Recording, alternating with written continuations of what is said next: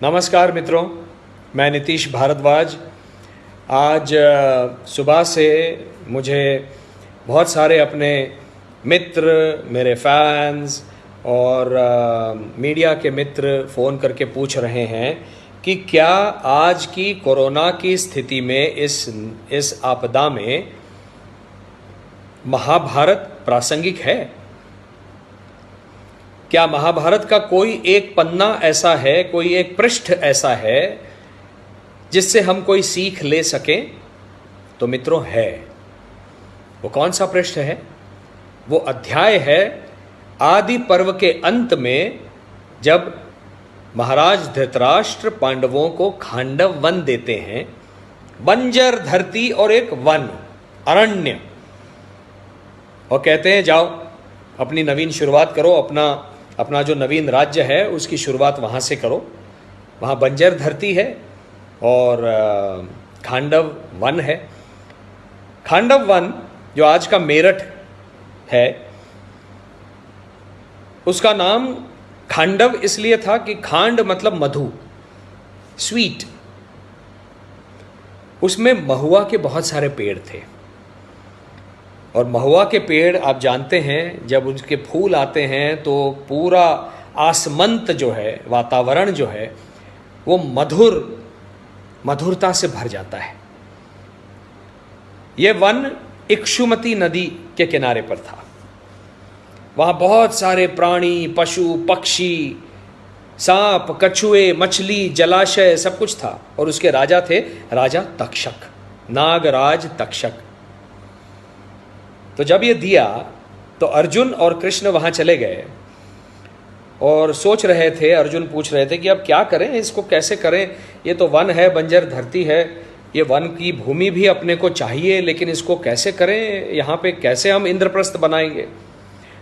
तो अग्निदेव उनके पास आए और उन्होंने कहा कि मैं 7 बार प्रयास कर चुका हूँ इस वन को जलाने का, और ये जो राजा तक्षक हैं जो यहाँ रहते हैं, नागराज, इनके मित्र हैं, परम मित्र हैं इंद्रदेव। जब भी मैं अग्नि के रूप में इसको प्रज्वलित करना चाहता हूं, इंद्रदेव वरुण की वर्षा कर देते हैं और उसको आग को बुझा देते हैं। तो आप मेरी मदद करें, ये मेरे लिए आवश्यक है करना।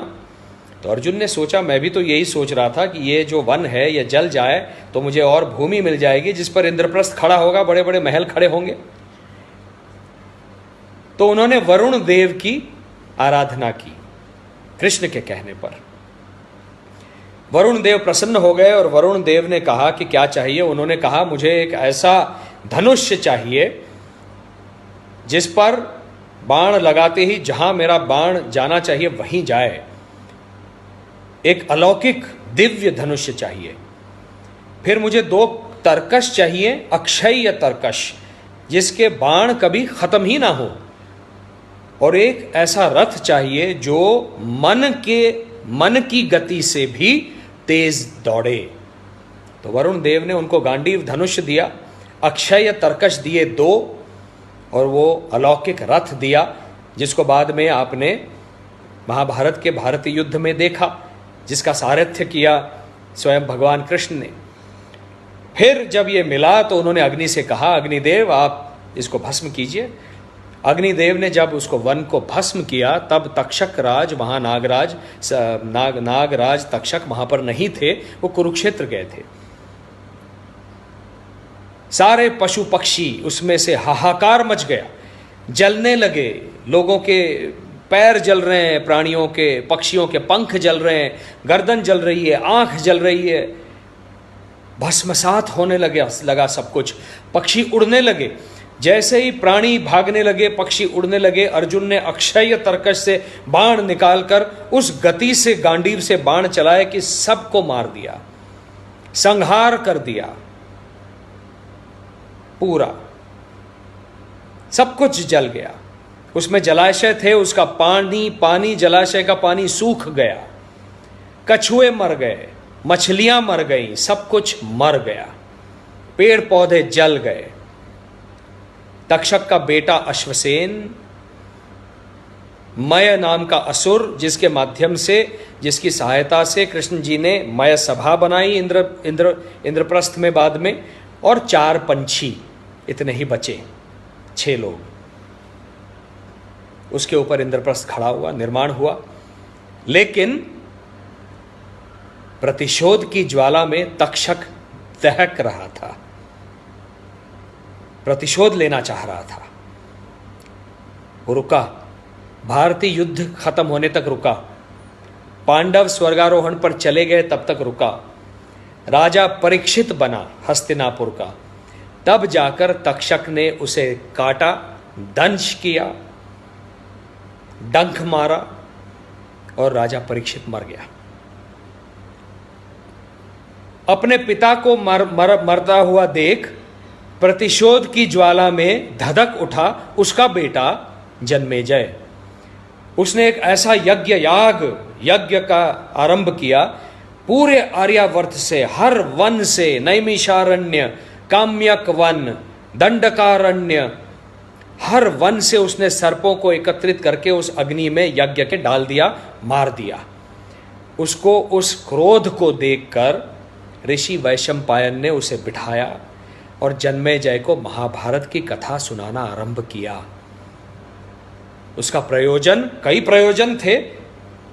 जीवन यापन कैसे करना है, कलयुग में जीवन यापन कैसे करना है, ये वो राजा जन्मेजय को बताना चाह रहे थे।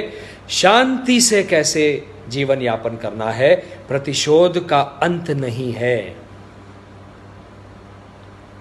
आज क्या हम यही नहीं कर रहे हैं? आज जहां पूरा भारत लॉकडाउन में है, सड़क पर कोई नहीं है, ना कोई वाहन है, ना मनुष्य है, इक्का दुक्का छोड़कर जो डंडे खा रहा है। आज देखिए दिल्ली के बाहर, यूपी के रोड पर, हरियाणा की रोड पर नीलगाय दिख रही है। आज आपको सांबर दिख रहा है, बारासिंगा, आज आपको चीतल दिख रहे हैं। इसका अर्थ क्या है? हमने इनके वन नेस्तनाबूद करके अपने शहरों को बसाया है और अपने राष्ट्रीय महामार्गों को बनाया है। आज हम यही कर रहे हैं, पेड़ों को काट रहे हैं, अनाधुन काट रहे हैं, कोई पेड़ लगा नहीं रहा है। ये रुकना चाहिए। यदि ये नहीं रुका, ये सीख है महाभारत की, इस अध्याय की, खांडव वन के अध्याय की, ये प्रासंगिक है आज के लिए।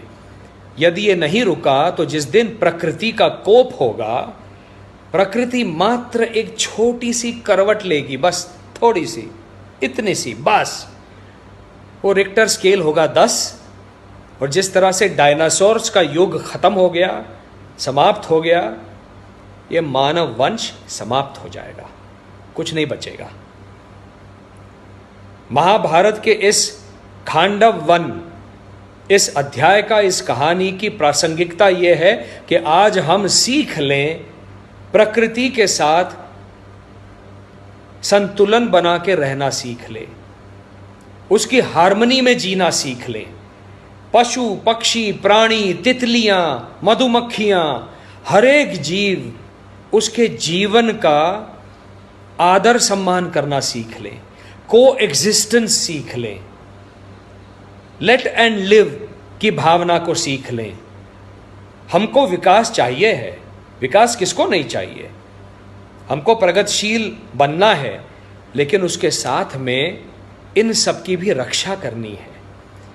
यदि हमने ये नहीं किया, इन सब की रक्षा नहीं की, इनके साथ मिलजुल कर रहना नहीं सीखा, तो प्रकृति सुनामी भेज देगी, भूकंप भेज देगी, और बहुत अगर क्रुद्ध हो गई प्रकृति तो बस रिक्टर स्केल पर 10 की एक करवट, और यहां पर हम समाप्त। इसके लिए आज इस लॉकडाउन में ध्यान कीजिए, मेडिटेशन कीजिए,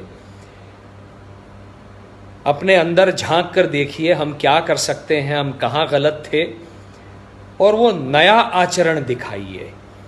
इस लॉकडाउन के बाद हमको नवीन भारत का निर्माण करने का ये सुनहरा अवसर है। इसीलिए माननीय प्रधानमंत्री जी के जो 2 की वर्ड्स हैं, 2 संयम और संकल्प, उसके साथ में मैं जोड़ना चाह रहा हूं स्वाध्याय।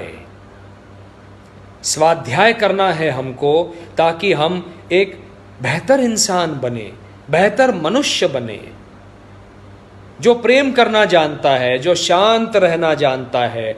यहाँ पर आज ये जो अपने अगल बगल में शांति है, कोई हॉर्न नहीं बजा रहा है, पै पू, ये जो शांति है, इस शांति से प्रेम करना सीखिए।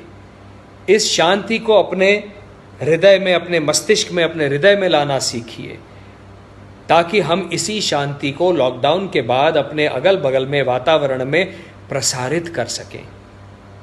उससे ये मनुष्य वंश शांत होगा। इसी में मनुष्यता का भला है। स्वाध्याय करना है हमको ताकि हम एक बेहतर इंसान बने, बेहतर मनुष्य बने, जो प्रेम करना जानता है, जो शांत रहना जानता है। यहाँ पर आज ये जो अपने अगल बगल में शांति है, कोई हॉर्न नहीं बजा रहा है, पै पू, ये जो शांति है, इस शांति से प्रेम करना सीखिए। इस शांति को अपने हृदय में, अपने मस्तिष्क में, अपने हृदय में लाना सीखिए, ताकि हम इसी शांति को लॉकडाउन के बाद अपने अगल बगल में वातावरण में प्रसारित कर सकें। उससे ये मनुष्य वंश शांत होगा। इसी में मनुष्यता का भला है।